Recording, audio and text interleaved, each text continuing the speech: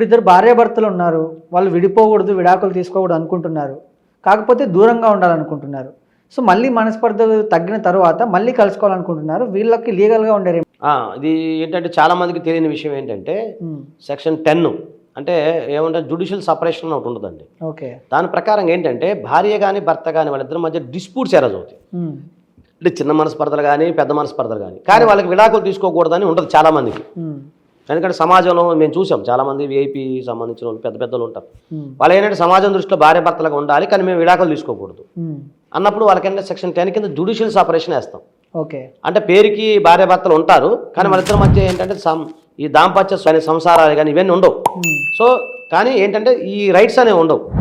So కాకపోతే వాళ్ళు విడివిడిగా భార్య భర్తలుగానే ఉంటారు, వాళ్ళ సంసారం వాళ్ళు చూసుకుంటారు. అప్పుడు విడివిడిగా ఉంటారు. లేదు వాళ్ళిద్దరి మధ్య మనస్పర్ధలు ఉన్నాయనుకోండి, ఆటోమేటిక్గా మనం విత్డ్రా చేసుకుంటాం, చేసుకుని మళ్ళీ వాళ్ళిద్దరు కలిసిపోతారు.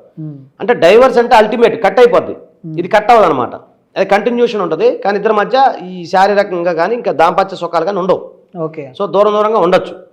సో దాని అనమాట. అందుకని జ్యుడిషియల్ సపరేషన్ వేసుకోవచ్చు. కొంతమంది ఏంటంటే భార్య భర్తలు చిన్న చిన్న కీచులు ఆడుకుంటాం, గొడవలు అవుతుంటాయి, కొద్ది రోజులు విడిపోవాలని అనుకుంటారు, విడిగా ఉండాలనుకుంటారు.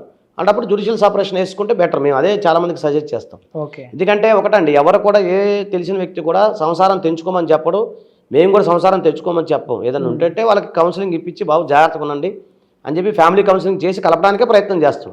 లాస్ట్లో కదా మనం వద్దనుకునేటప్పుడు. అది